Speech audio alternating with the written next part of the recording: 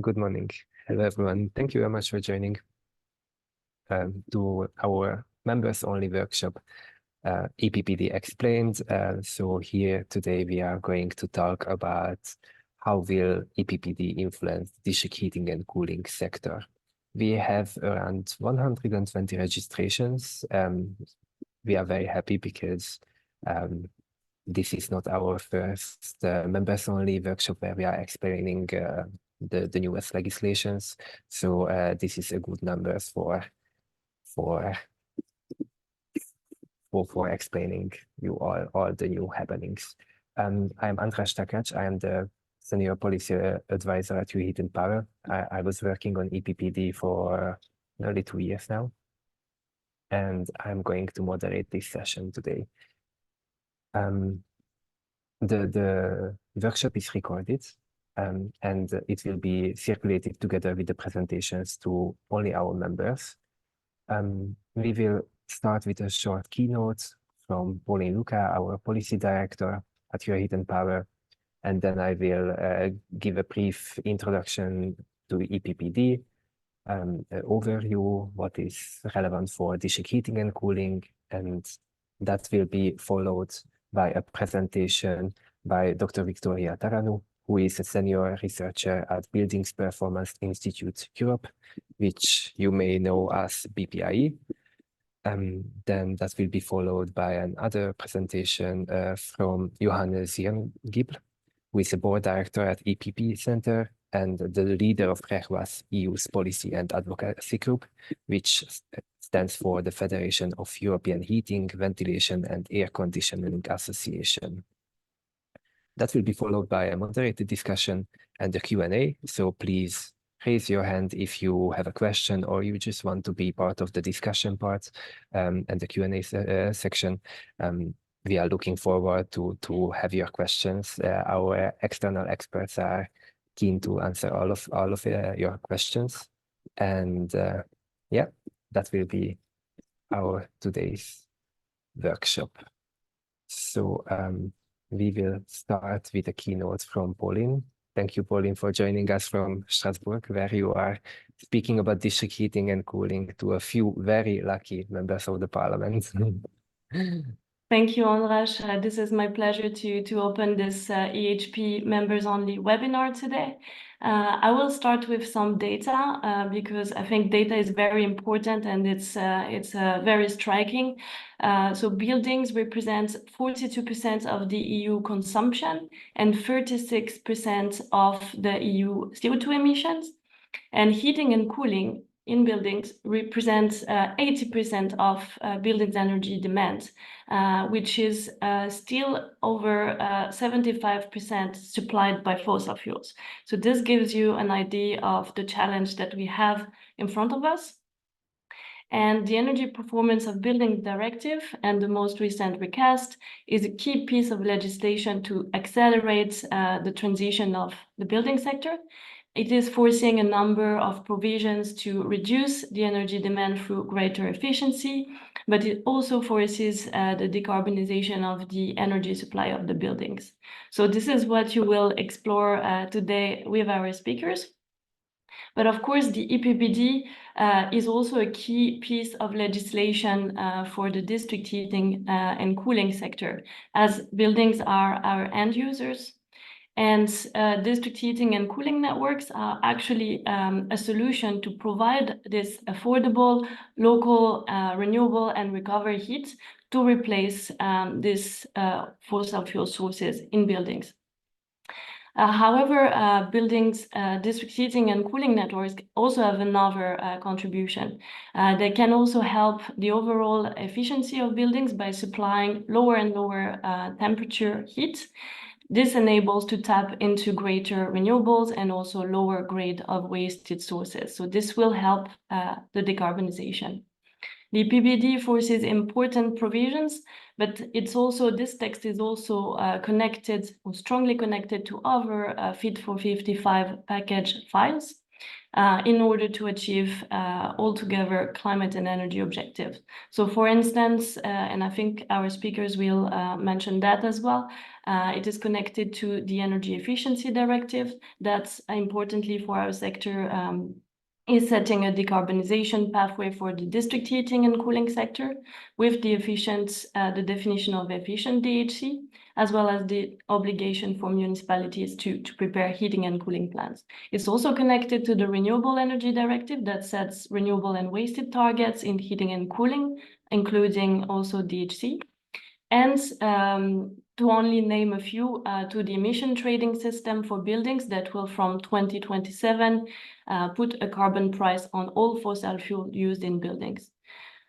So implementing the provision of the PBD and all of this text are an absolute necessity. We know that we have to do that in order to become carbon neutral by 2050, but it's also a huge challenge.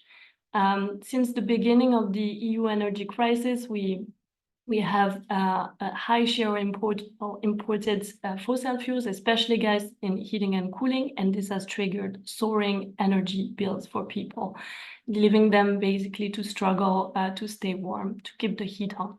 And it's a little bit of a chicken and egg problem because in order to reduce energy prices, make it more affordable for households and property, people need to invest in building retrofits and renovation to phase out fossil fuel heating.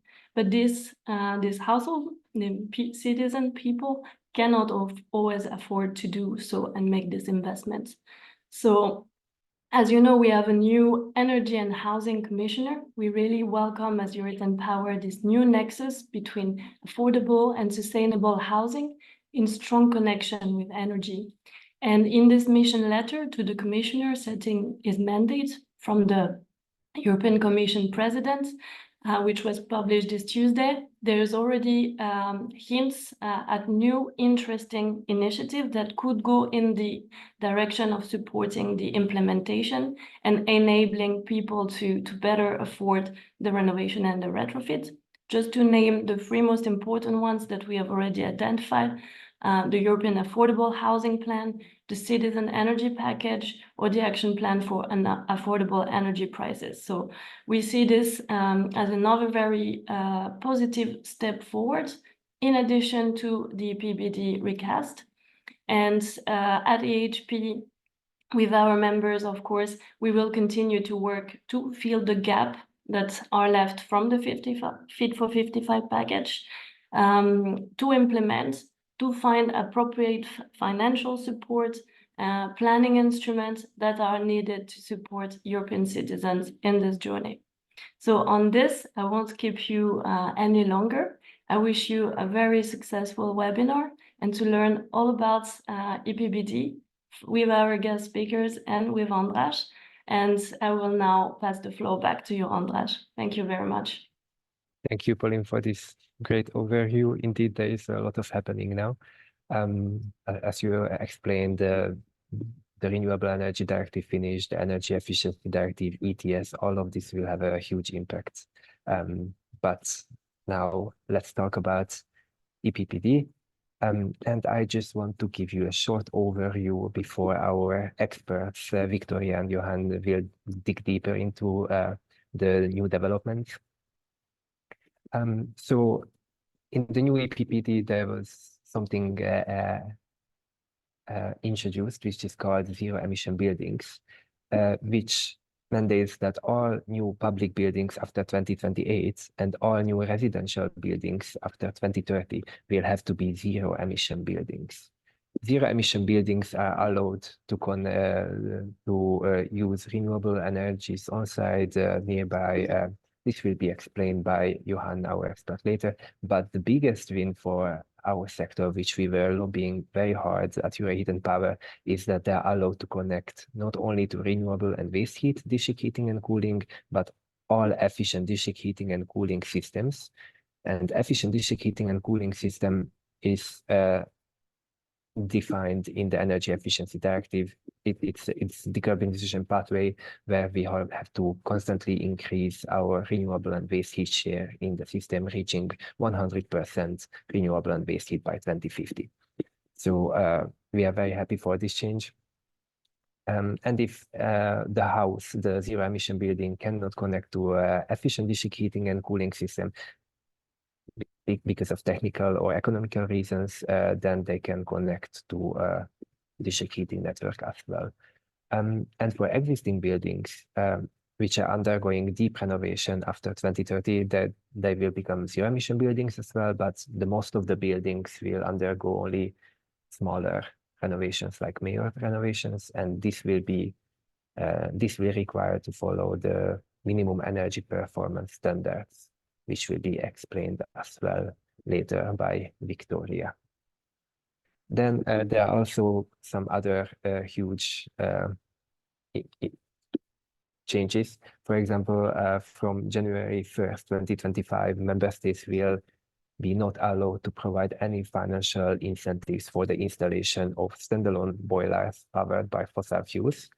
So the question is here, what are standalone boilers powered by fossil fuels? This was not defined by EPBD, and the Commission will publish guidance documents for member states how the Commission would interpret it, but guidance documents are not legislative texts.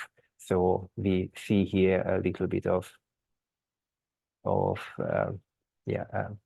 possibility for the fossil fuel sector to introduce some hybrid systems which would allow them to use gas. But yeah, this is still ongoing, so we will see later. And then the text also indicates that the building should phase out fossil fuel boilers by 2040 as well, completely.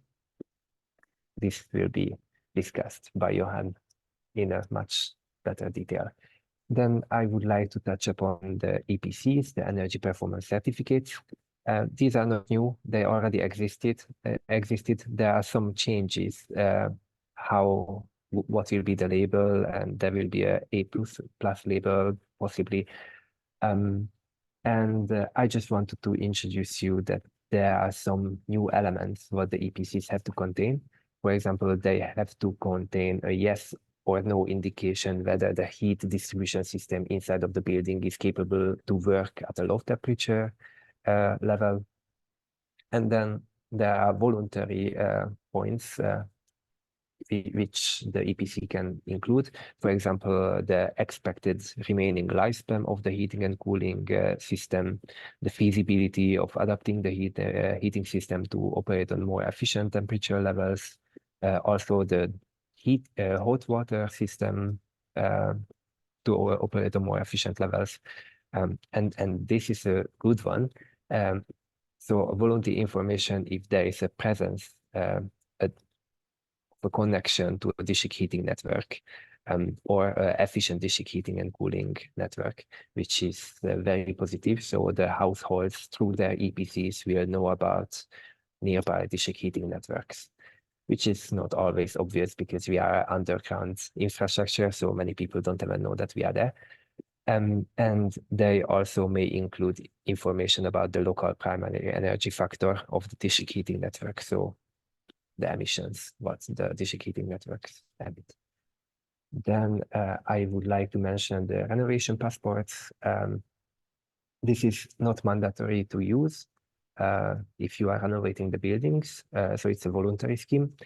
But if you decide to use it, then this renovation passport have to include information about the national rules on the phase out of fossil fuels in the buildings for heating and cooling, and also mandatory information about the potential connection to an efficient district heating and cooling system. So again, the buildings will be informed about that, and some technical conditions, what is needed for the low temperature heating. So this was a very short overview only, and I try to avoid the topics what our experts later will talk about. So now I would like to give the floor to Victoria. Thank you, Victoria, very much for being here, and the floor is yours. Thank you, András. Good morning, everyone. So next slide, please. Today I will talk about the renovation policies within the EPBD, and mainly and also the neighborhood approach that is a novelty introduced in the directive. Can I have the next slide?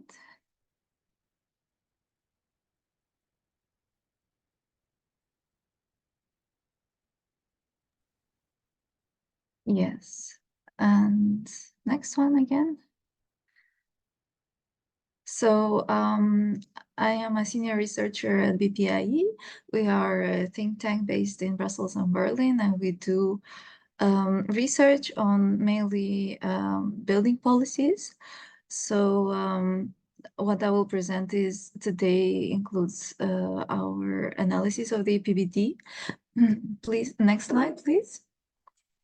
And this analysis was done by my colleague Elaine and Volodymyr, and you can find all the insights about the EPBD, not only what I will present today, but all the aspects that are relevant, all the main changes. It's in our latest publication on EPBD Decrypted. Next slide, please. So today I will talk only about one of the aspects about the renovation of the existing buildings. So the novelty introduced, as you may know, is the minimum energy performance standards, the so-called MEPS. This is, though, only for the non-residential sector, while there was a lot of debates and discussion to introduce this also for the residential sector. Eventually, they opted for another strategy here, that is the national trajectory. And I will explain a bit the difference between the two concepts and what it means in the upcoming implementation of the EPBD that is ongoing. Next slide. So regarding the non-residential buildings, here were introduced MEPS. These are the certain thresholds that are at the individual building level. So it's not only about the whole residential sector, all the building stock. So every building will have to comply with the minimum energy performance standards. And these ones, they will, the member states will map the worst performing buildings. These will have to be renovated, and in two waves. The first one is by 2030, they will have to renovate the 16% of the worst performing buildings, and then by 2023, another 10%. So but even though these maps are implemented at individual buildings, there will be many exemptions, and these are detailed in Article 9. And the strategy to map these worst performing buildings, to identify them, will be by statistical sampling or other available information. Can we go next? So if we talk about the implementation of these of the maps, they can use the EPC in order to implement it and reinforce it, or other means, because every building will have to achieve a certain EPC label, for example, and then member states also have to lay down certain rules or penalties for for owners of these non-residential buildings who do not comply with the maps. And then the thresholds that every building has to achieve will be expressed in either primary or final energy use. So this, of course, has a big implications for the district heating and cooling. Which of the two indicators member states will eventually choose to use, because that may or may not affect having efficient district heating or cooling, or decarbonizing the supply, or decarbonizing the demand only. There will be also an adjustment mechanism. So if there will be, for example, earthquakes or other natural disasters, of course, these buildings will be prioritized to be renovated first, even though these may not be the worst performing, but this will be counted in this 26% of the first tranche of building being renovated. Next slide, please. Now regarding the residential building stock, so here we do not have maps, so are not requirements for individual buildings, but member states will have to set in place national trajectories. So these objectives of decarbonization of the building stock is overall. So this reduction, so member states will have to set these targets within the NBRPs, the National Building Renovation Plans, within 2026. And they will have to reduce the primary energy use of the entire building stock with 16% by 2030 compared to 2020 levels, and then by 2035, 20 or 22%. After 35, they will have to set other targets, other milestones every 5 years in order to achieve by 2050 a decarbonized building stock. That means zero emission buildings for all the existing buildings. And then Johann will explain what is a zero emission building later on. And so here indeed is not only the focus of the worst performing buildings, but a big share of the buildings renovated in order to achieve these targets have to be, and precisely 55% have to of the energy reductions have to come from renovating 43% of the worst performing buildings. Next slide. So the indicators used here is this reduction has to happen in primary energy use, but member states can use alternative indicators also, like for example greenhouse gas emissions, non-renewable primary energy use, or renewable primary energy use. And again, the goal is to achieve ZEB levels by 2050. Next slide. So both for maps in the non-residential sector and these building trajectories in the residential one, besides setting up this, member states will have to set up the enabler framework.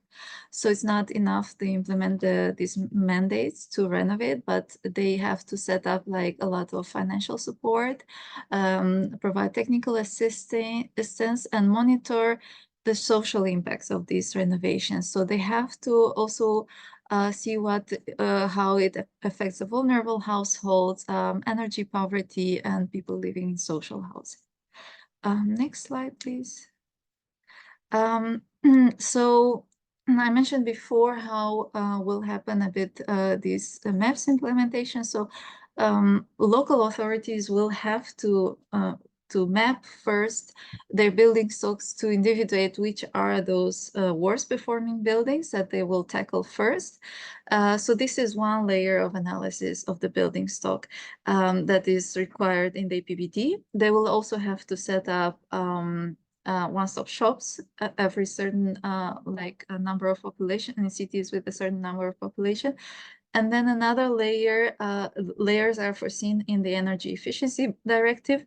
Their local authorities will have to set up local heating and cooling plans. So you can see them as different layers of interventions. And then in the Renewable Energy Directive, there are the renewable acceleration areas that are also prioritizing a deployment of renewables within the cities and using a lot of like empty slots as opposed to natural areas outside the city. So within the cities, there will be all these areas of interventions, and these will have to be defined together with the local actors.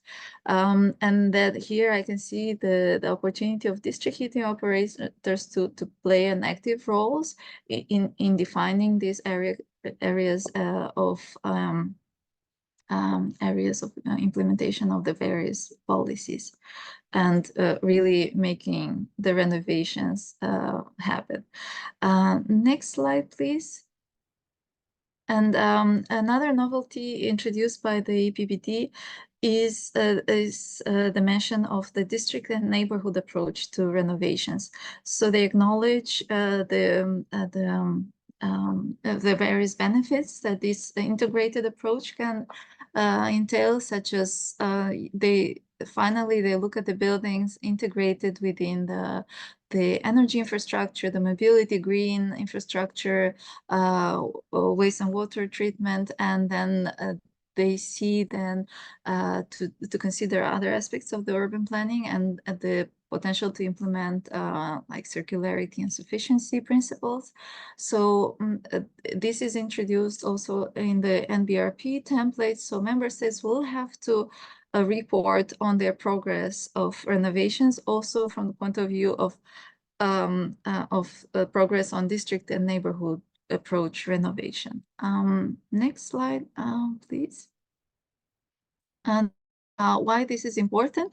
Because the neighborhood scale is the right size to elaborate place-based decisions on finding the best technology based on the different, like all the neighborhoods are different. They have different building typologies, heritage protection, and different connections to the district heating or availability of renewable energy, different socioeconomic aspects. So we think in BPIE that this is the right scale to find the best solutions that are technical solutions, but also economic solutions, financing solutions that fit the best the local context. And you don't implement like one solution, one size fits all. Like you don't put heat pumps everywhere, but you rather see which is the best technology that could decarbonize both the demand and the supply part. And this is exactly the approach that the Netherlands took when they phased out their gas boilers. So in this report from the OECD, there is this country report that they detail how municipality divided the city and neighborhoods and found together with the local actors the best solutions that to replace the gas boilers, the best solutions that fit every neighborhood the best. And so again, I see here that district heating operators can play an active role in finding these place-based solutions, alongside, of course, many other local actors and municipalities. Next slide.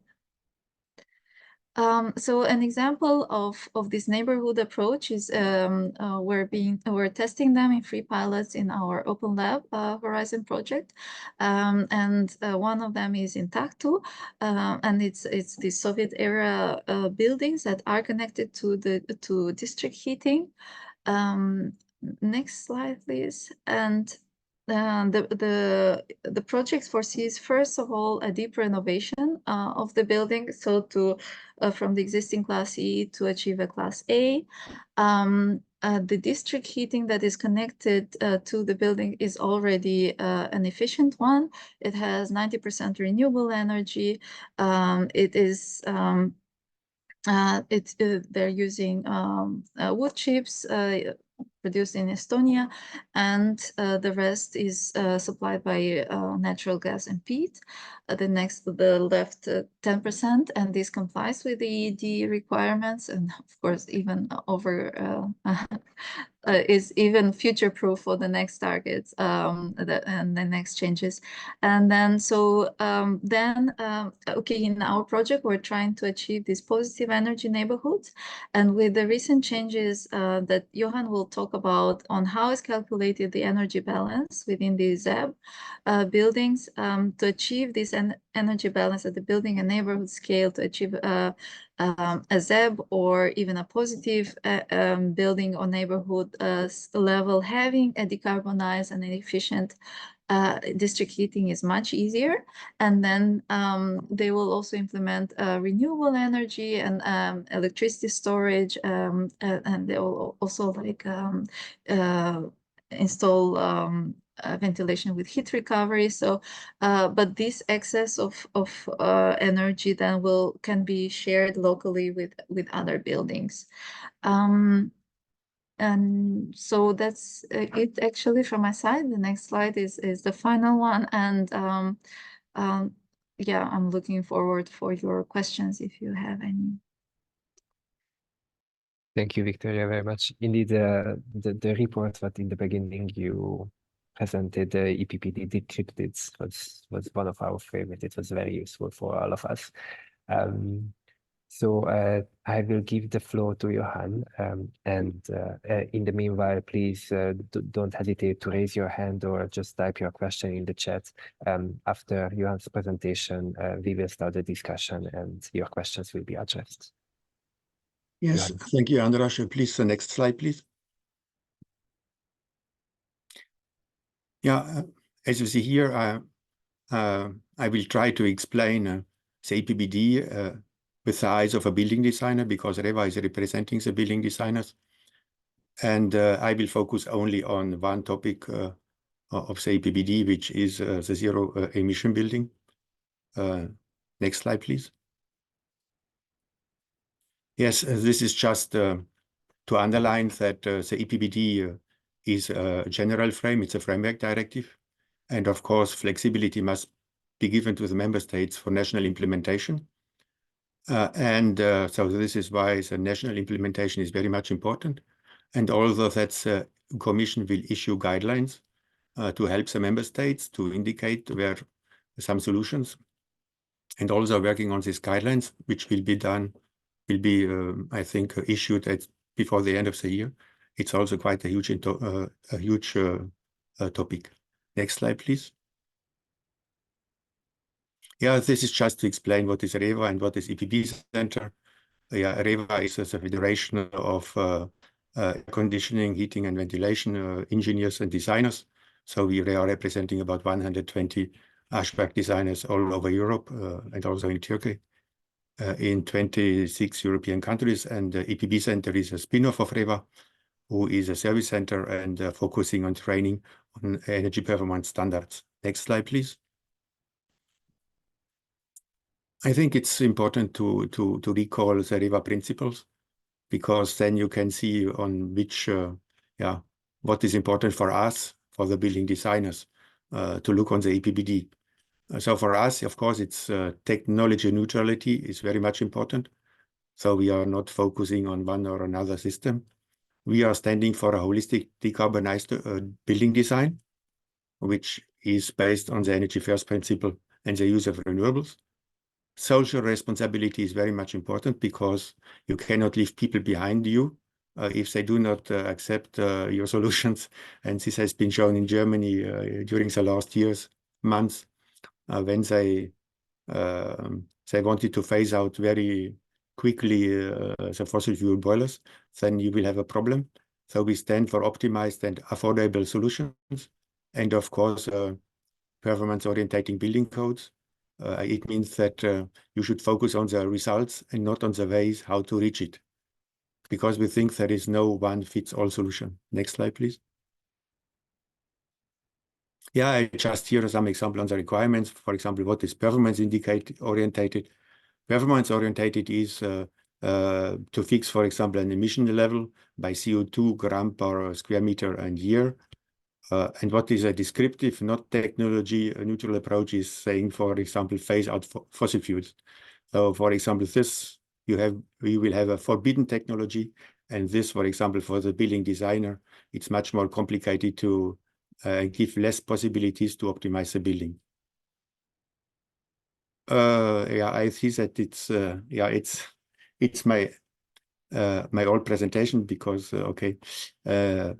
in Article 26, you have for district heating, you have a description which is also performance orientated, and in Article 26-2 also.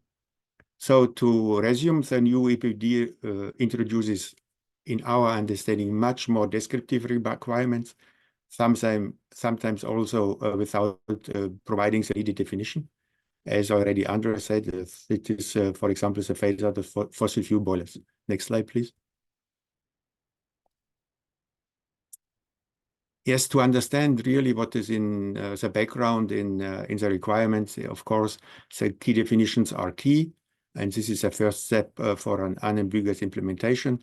I put here just for illustration, some some pictures, no need to go into details, and I will just recall some very much important definitions, which is primary energy. And here now you have the primary energy, which is classified by the origin, which is called perimeter. So you have nearby, you have on-site, nearby, and distant. On-site and nearby are defined in the EPBD. Distant is everything which is not on-site or nearby, but it is not defined. So the perimeter is very much important because it comes also, especially for the SEP definition.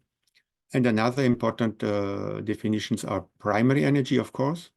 And then you have to distinguish between renewable, non-renewable, and total. So this is very much important because if you set requirements in renewable, in a non-renewable, or in total, the solutions, the technical solutions behind will be quite different. Very much important is also the energy balance. Victoria told already about how you calculate the performance of the building. Do you take into account or not, for example, the exported energy, for example, by PV or things like something like this. This is absolutely key, and it is not defined in the EPBD. And of course, the assessment boundary, where you count the exported and the delivered energy. So this is what I said already before. There is more explanation needed for the EPBD in the transposition. So this will be done in the national transpositions and also on the future guidelines. Next slide, please. Yeah, and now here it comes to the zero emission buildings implementation. The calculation method, Article 2.2 says that, of course, the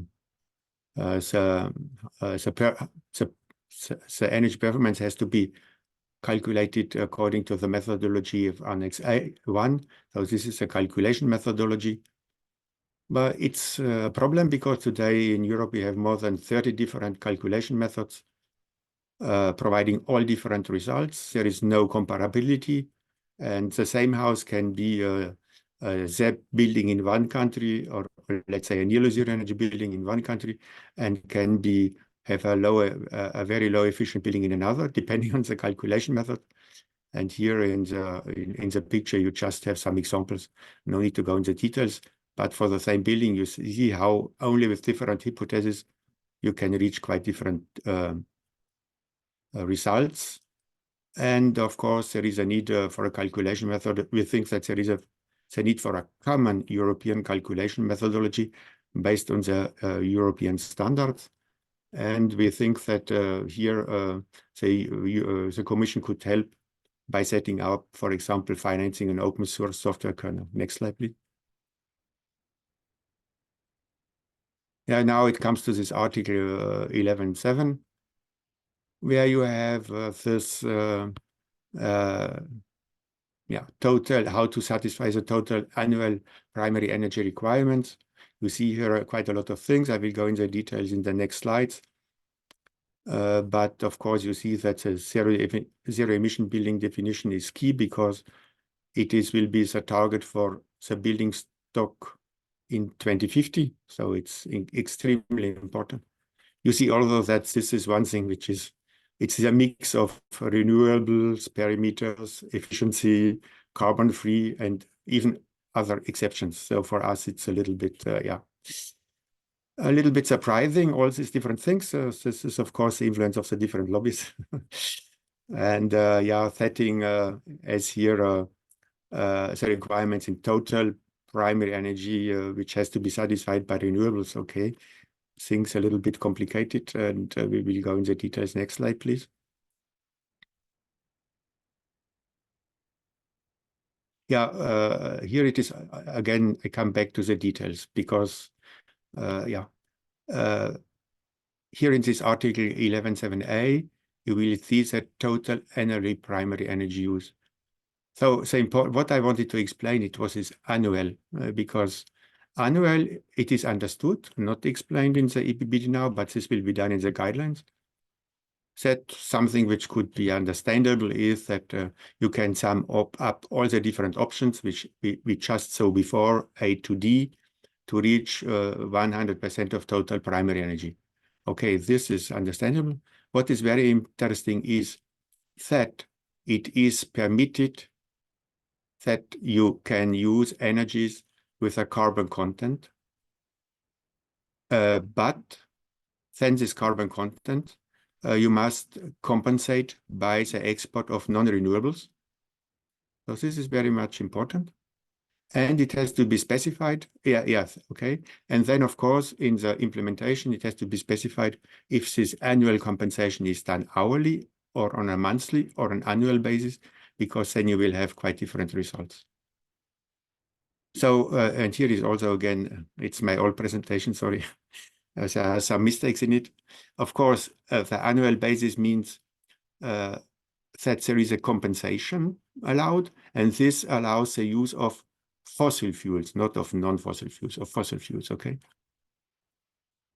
And we see also that there is some, maybe lack of coherency in the EPBD, because then we do not see how this article is coherent with Article 11.1, where it is written that not any on-site carbon emissions from fossil fuels.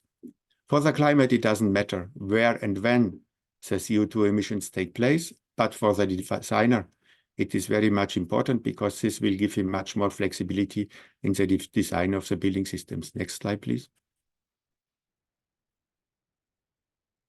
Yeah, and here I just focus on again on this article and just focusing on renewables on-site.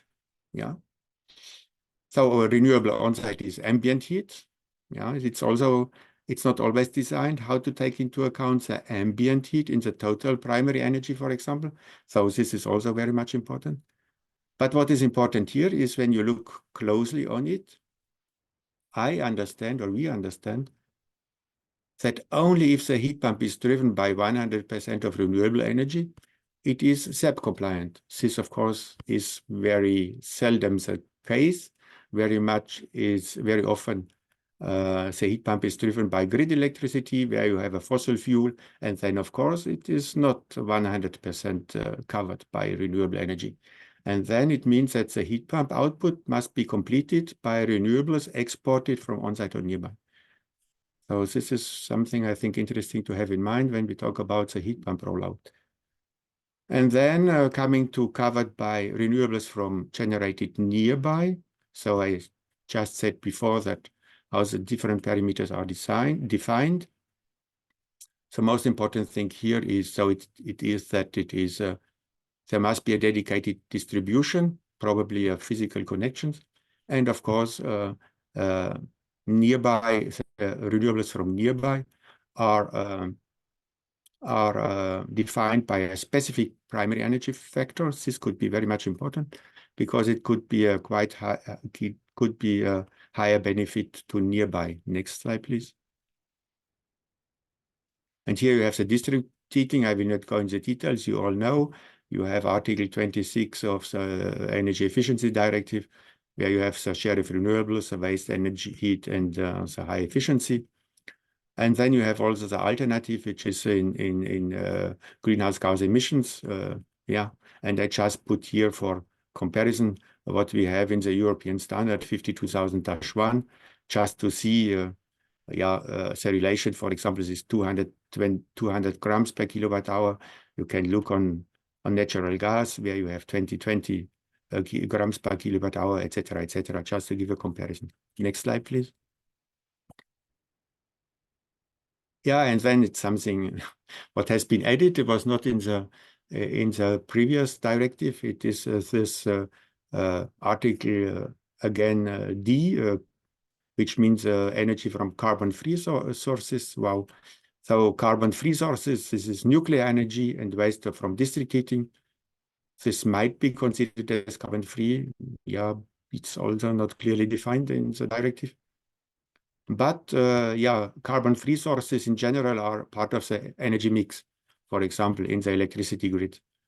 And therefore, also in the implementation and in the guidelines, it must be clearly stated that only the share of the carbon-free sources in the energy mix shall be considered. So again, I think for us, it's, yeah, there is some, seems that there is some redundancy between the different options. And I think that the performance-oriented target, for example, expressed by renewables or by CO2 emissions would be sufficient. And there is a huge discussion if dedicated distribution does also include or not contractual agreements. Next slide, please. Yeah, and this is the end of my presentation. So just to resume, to reach an unambiguous requirements, coherent transpositions, there is a need for a common European calculation methodology and definitions. So this is why we are advocating that the Commission should help to develop a European kernel. This is a software tool based on the European standards, which can be overtaken by the member state if wished. Sorry. The examples, there's very few examples I just showed before, shows that there is a need to complete by the EPBD, by the guidance documents, and of course by the EPBD transposition at national level. We think that the guidance documents are key and should be focused on performance targets, not on the solutions, how to reach these targets. And the professional should be associated in drafting the guidelines, because we see sometimes that, the feedback from the field from practice would be very useful also in the, to take into account in the guidelines and the implementations. And of course, the correct implementations means that there is a huge training effort needed for professionals in the next years. Thank you for your attention. Yes, thank you very much, Johann. Very interesting. I immediately have one question to you. You talked a lot about zero emission buildings and how they are differently, the calculation method, how different it is. Could you say, tell us some examples from EU member states where they have a good methodology, which should be from where the Commission could inspire, or okay. Well, I would not distribute the notes to say this country is good, this country is bad, because it is very much related also to, I mean, you can understand that a small country with 400 or even not 1 million, with 400,000 people or even not 1 million people, they don't have the same know-how and financial capacity to develop a detailed calculation method. And for example, when I see in my former life, I was in France dealing with this calculation methodology in France. When I see how much effort it costs and how many years it costs to develop calculation method, it's quite, it would be much more interesting if this effort is shared. So just to say that you have even some countries in many member states, you have just a small Excel tool for the calculation. In France, we have a kernel, which is based on an hourly method to calculate the performance, even for single family houses. So you see that between an Excel tool and in I know even 1 or 2 countries, they have nothing. It is up to the professionals to make their own Excel tool to make the calculation. So this is why I think it's And then, of course, the results will be quite different, because if you take into account the exported or not exported, if you are in, it depends on the primary energy factors you take into account. For the same building, if I can make a calculation that it will be an energy positive building, taking one calculation method, and another building which will be even, let's say, COD in the performance scale. Yeah. But the calculation method, of course, is completely key, and it is always underestimated. Indeed. Thank you. I have one more question before we move to the attendees' questions from Victoria. Victoria, you touched upon the neighborhood approach, the district approach. At Euroheat Power, we were big supporters of this approach, because we want cities to look at whole districts and what is the most economically, environmentally best option to decarbonize that whole district at once. And I would like to ask you if in your opinion, how this approach could enable the implementation of the minimum energy performance standard, and what is the role of the district heating networks in this? Yes, thank you, András. Indeed, the changes between the previous EPBD is that now buildings are seen a bit as having an active role, first of all, in the energy system, and they're seen as part of the infrastructure of the grid infrastructure, heat infrastructure, mobility, etc. So I think this, if implemented properly, can enable benefits in finding new solutions, and like not like one solution fits all.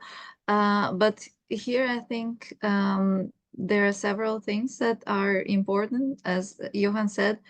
So the difference between NZEB and ZEB is that before there was a minimum share of renewables that had to be on site, and now this is not anymore the case. So there are various sources that ZEB can receive renewable energy, but they are not prioritized. So everything has the same weight, which is either on-site or district heating, efficient district heating and cooling, or renewable energy community, or decarbonized energy sources that is a bit seen as nuclear. All these options are equal nowadays, so there's no prioritization here, which can be a shortfall, because imagine a renewable energy community. It means energy can be produced anywhere. Like the implementation of the renewable energy directive have been done so differently in member states that very few put like a geographical, boundary to renewable energy communities. So basically this energy can be produced anywhere, and it's just a contract that people can sign and cancel anytime. And it's not about anymore the building itself, the intrinsic qualities of the building and the infrastructure around, and the decarbonizing the demand, but rather decarbonizing the supply, and that can pose like a big stress on the grid. And another thing that I very much agree with Johann is this annual energy balance, that again is in the same direction, that okay, if there is a 15-minute imbalance settlement, then it means that a building has to use the energy that produces on site or nearby in the moment that it produces, and doesn't use fossil fuel energy from the grid. And then it just, that can happen with the yearly balance. So I think having this approach, if it would be implemented as more like hourly or 15-minute instead of annual, that would encourage buildings to have, and even district heating can play this active role in the energy system, also in terms of flexibility. So if you force them to use the energy in the moment that they produce it, then they will have to find different like heat storage solutions that that their demand would feed the renewable energy production. So the same, I think, can be a huge opportunity for the district heating because of the aggregation effect that it has.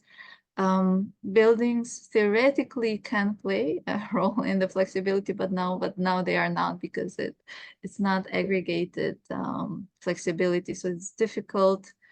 But here now we already talk a bit on the EMD implementation rather than EPBD.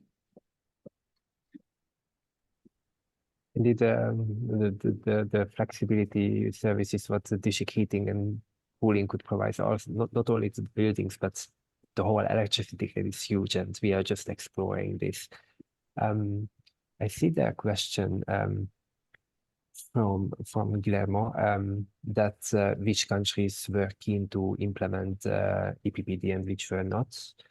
So from our own experience, I believe Hungary and Italy was not fan of it, while neither the Slavic countries, the Czech Republic, Slovakia, Poland, Croatia.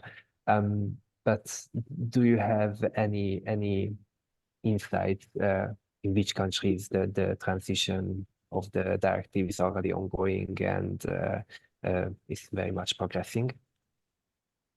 There is a transposition period. I think it is end of 2026 or something like this.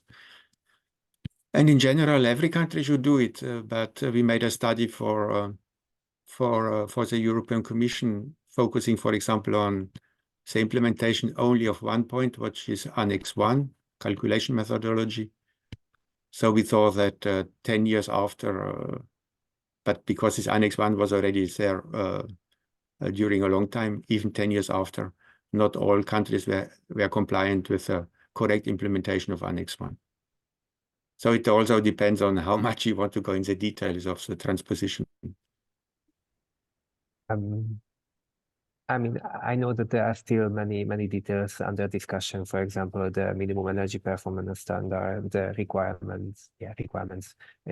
Delegated act is just going to be published soon, or the public consultation will start soon. So there are still many aspects what the member states don't know, and the guidance document is still not published. So I guess the transposition period is, yeah. Indeed, if I may add, it's not so much if they transpose or not, but rather like how, with which ambition, because as it is now, and it gives a lot of lever to the member states in terms of implementation, and always the devil is in the details. So it provides a big range of how ambitious they will be in how they actually implement things. But the array, the methodology, but also the array of instruments and like more like yes, the calculation methods and the mandates are important, but also all these enabling instruments that in the article on the finance, they provide a series of recommendations of all these instruments that member states can put in place, but not only about like public subsidies or grants, but more like how they can enable private financing, because that will be the key eventually, because there's no like, without finance, the mandates to renovate will not be so efficient. So all these aspects are there, but it's up to the member states and even municipalities to really put them in place and ensure a high ambition of the targets and the calculation method. Sorry, and of course, in order to ensure this minimum level of ambition, the delegated acts will play an important role. Yeah. Indeed, we are looking forward to them.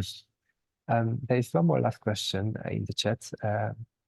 It's about what happens if building becomes a zero-emission building, and it can connect to a district heating network, efficient district heating network. And the question is if it's sufficient, because the questioner, the person that asks if the share of the non-renewables in the district heating network has to be compensated. But according to my understanding, if the zero-emission building is connected to efficient district heating and cooling network, then even if in the network there is some fossil fuels, it is allowed, and it's the district heating and cooling network's obligation to comply with the emission trading system and all of it. So there's nothing to be compensated. Okay. Yeah, maybe. Yeah. I think this is an excellent question, because this is really something you said your understanding, but it can be interpreted also differently. So this is why I think all these things need really to be clarified. Because you can read also Article 11 in a quite different way. Also, I read it as a 0-1, like if there is an efficient district heating in place, you can count it, and if it's not, then no, then you have to have the other types of sources. But like, yeah, because if it doesn't comply with the efficient heating, you cannot take it into account at all. Indeed. But please, Johann, go ahead and tell us more about your interpretation. This is the discussion for. I'm very happy to hear about it. Sorry? I would very much welcome you to say more about your interpretation of this, and yeah, as it's a discussion, it would be good to hear your opinion. Yeah, because you read it like the total annual primary energy use should be could be satisfied by, and then it is written efficient district heating. So you stop there in the interpretation.